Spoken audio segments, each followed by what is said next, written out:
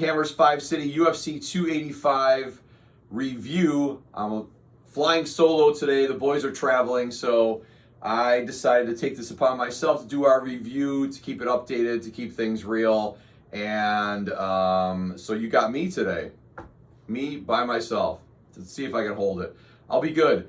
Hey, one thing I wanted to say is, if you haven't checked out Represent, this is not a sponsor of ours, but RepresentLTD.com does a lot of cool Nate Diaz gear, is official sponsor of Nate Diaz, these cool hats. They also have some other fighters like Brandon Moreno and some other cool gear on there, but check them out. Just a little plug. I'd like to plug some companies that we like. So let's get started. I think that, looking at the fights, UFC 285, this isn't going to be a long review like we've done in the past, but I just wanted to touch on a couple of fights that I thought were, notables. Obviously, Ian Garry, let's start with that. Early prelims, I thought that was a really good fight. Song caught him early in the first round, caught him with a good punch, and it woke Garry up. I think it really, what happened was he really got woken up, and it was a thing where until that point, he was throwing good punches, he was being active, being usual Ian Garry, but I think rushed in, got caught, and that was like a wake-up call for him. After that happened, came back, dominated the fight, looked very impressive. So impressive win by Ian Garry to stay undefeated, and hopefully he gets someone a little bit higher in the rankings next time. So, we'll see what happens there. So that's it for that. Moving on to the prelims. I thought a really good fight was Derek Brunson and Drakkar du Plessis. Brunson in the first round, it was back and forth, and I thought Brunson after the first round, I thought he was going to win. I thought he was taking it to Drakkar. He was taking him down and getting some good stand-up, exchanges on the feet. But second round, different story. Drakkar came out. Drakkar had some good moments on the feet, really dominated the exchanges on the feet, and eventually, TKO win for Drakkar, which was pretty amazing. I thought. I think everybody's been kind of not down, but this guy is so underrated. It's just unbelievable, and I feel like he is, one of those guys that you just can't bet against anymore. You just can't do it. I bet on Brunson. I thought Brunson was going to win. This is the second time in a row that I bet against Drakkar, and I'm not doing it anymore. So it's just a thing where you can't sleep on this guy anymore.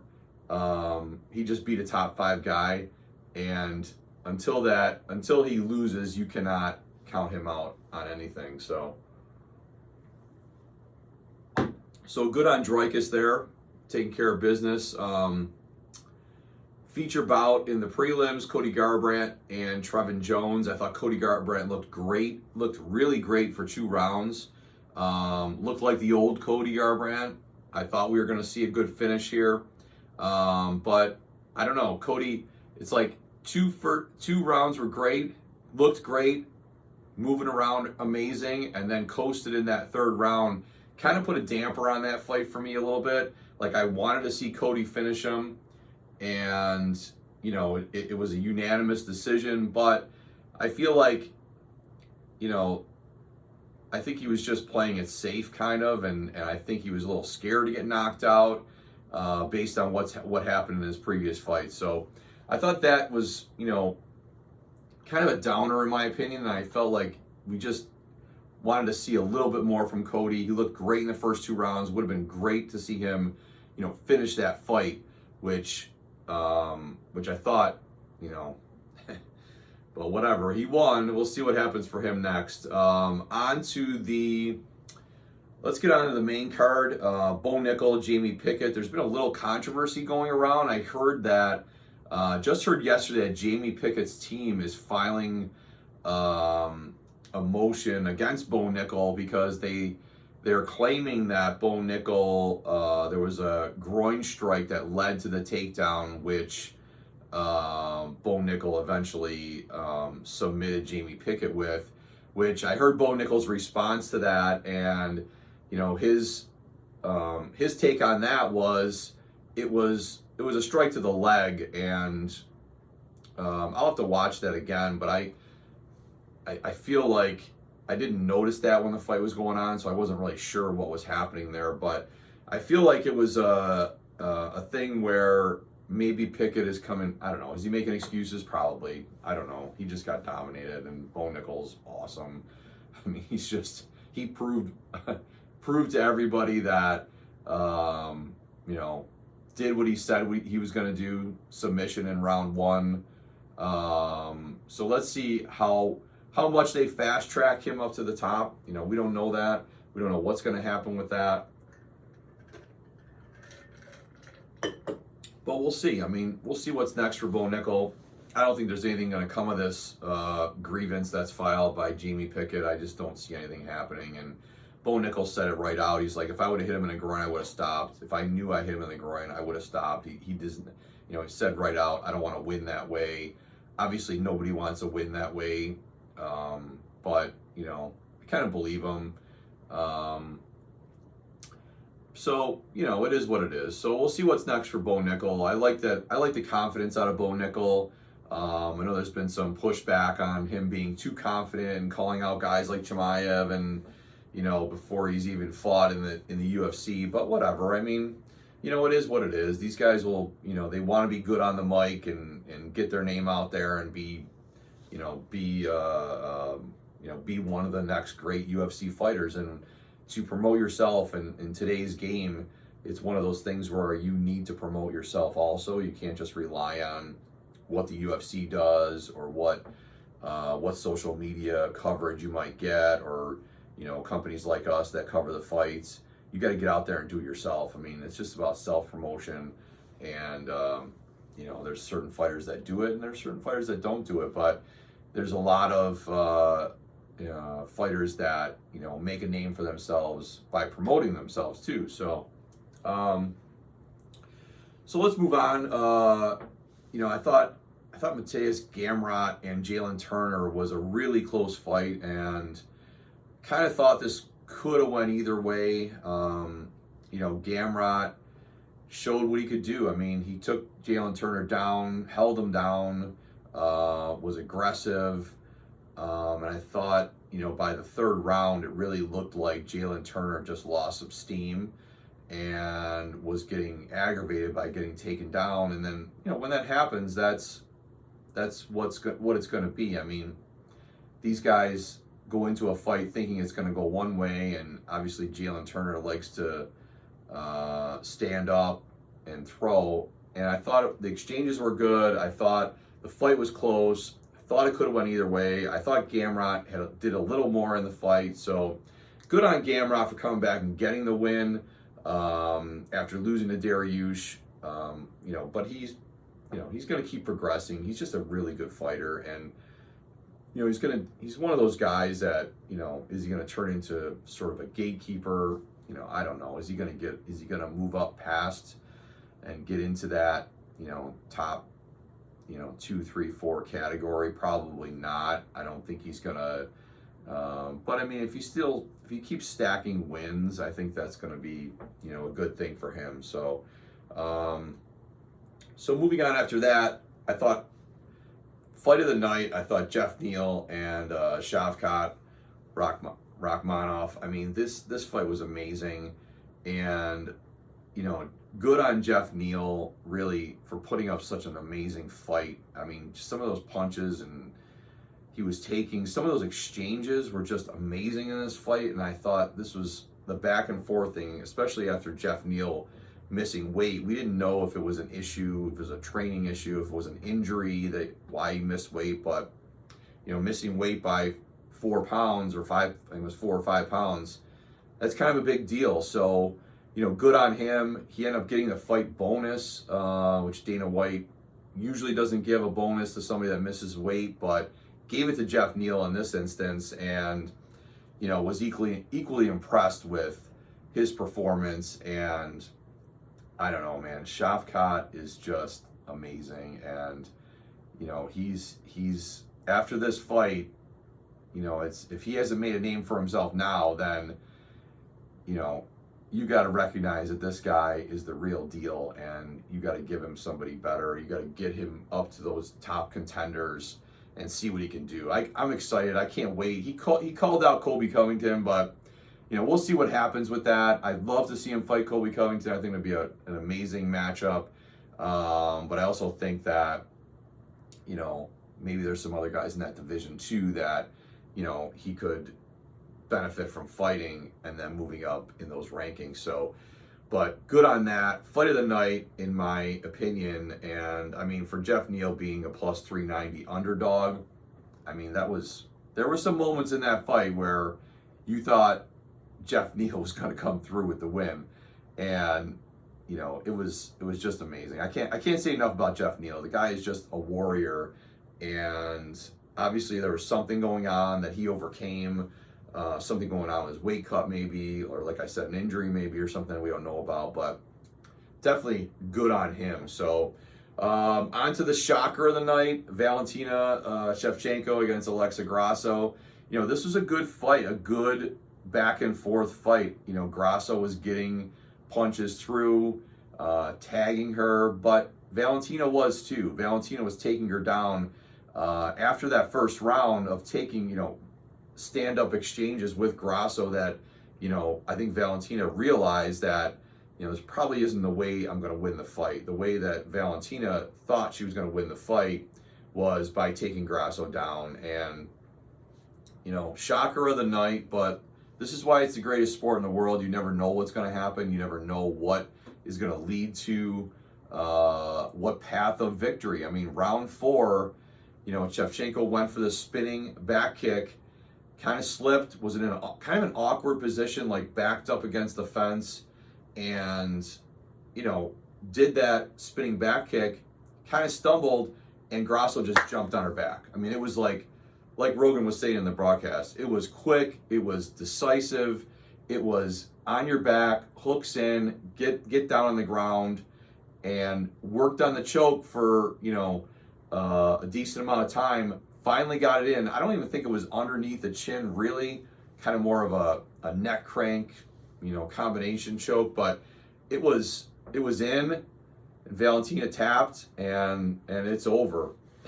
You got your new champion, Alexa Grasso. So good on her. Obviously, amazing performance. Now we have our third Mexican-born champion in the UFC. Just great stuff on that. And I thought it was, like I said, amazing. And, even Valentina's comments in the post-fight interview, I thought were sort of strange. I thought, for her to come out and not acknowledge, that she got beat tonight by a great fighter, and she didn't even acknowledge Alexa Grasso and the effort that she put in. I just felt like, I don't know, I get the feeling like Valentina is just this, like, obviously she thinks she's the best, and these guys have to, these guys and girls have to have that mindset going in. But even after the fight, even after she got choked out, submitted, she still didn't give Alexa Grasso any kind of credit for that. All she said was, I'm going to be back. I know I'm better, and I know I'm better at all facets of the game, and I want an immediate rematch. And there was no talk about, congrats to Grasso, which, that's fine. But that kind of attitude kind of rubbed me the wrong way. And even Joe Rogan asked her, I think he ended up asking her twice, well, this is how things happen. This is how things, you get caught sometimes. And she just didn't really acknowledge that. But that's just how she is. Her personality. I mean, that's obviously, it's mindset. A lot of it's mindset in this game. And a lot of it is, where your attitude is. So it is what it is. Alexa Grasso, your new champion. your new women's flyweight championship belt holder. So that being said, hopefully there's an immediate rematch. I'm sure there's going to be. So, hopefully sometime maybe this summer, later in the summer, we can see this rematch again, because good matchup, good on Grosso. I mean, I don't think anybody picked Grosso. I heard one guy, Joe, one of Joe's friends, who's usually on the podcast, accidentally picked Grosso and won a bunch of money, and that worked out. But I didn't hear anybody that was actually picking Grosso. So great on her. New women's flyweight championship. On to the main event, Jon Jones and Ciryl Gane. I mean, what can we say about this other than Jon Jones is the greatest UFC fighter to ever walk the planet? That's all we can say about it. And he proved it. He proved what a higher level he's at. And, he treated Ciryl Gane like a little kid. That's what Dana White said in his interview. And it's true. He came in, and I think Gane was so overwhelmed. I don't know what it was. I don't know. It was kind of weird, because I thought, Gane came out, they were on the feet, but, there was a groin shot, stopped the fight for, a couple minutes, maybe not even, and then came back, and Jones immediately took him down, got on his back, just like smothered him on top. Or not, he didn't get on his back, just smothered him from the front, and then ended up choking him out. But, I mean, it was kind of a weird thing, I thought, too, where Gane wasn't really putting up that much of a fight. And I thought, I'm not here to criticize, because I'm not a UFC fighter or anything like that, but I just thought Gane, in that fight, in that moment, you thought he would have been flailing around trying to get out of that position. And maybe he was being too careful. Maybe he thought if he would, move around a certain way, Jones would get his back and things like that. Obviously, there's a lot of things going through your head, but if you feel that choke coming on from the front, I mean, your immediate thought would be, let's get out of this position, right? Let's get out of that position and not let Jones sink that in deeper and deeper, which he worked on it, and there wasn't much fight, not even much hand fighting from Gane, I thought. So, I mean, other than that, there's not much to say about this fight other than Jones, proved he's the greatest fighter to ever walk the planet, and moving up to heavyweight, did it the right way. Took him 3 years to, put on that weight, do it the right way. And, I can't wait to see what's next. I mean, Stipe is going to be next. It's already been called out by Dana White. He said for sure Stipe is going to be next, but it'll be great to see. I mean, it'll be great to see these, Jones kind of take on the best of that division, and, arguably beat the best guy in that division with Gane, but we'll have a tough matchup next against, possibly the greatest heavyweight of all time in Stipe.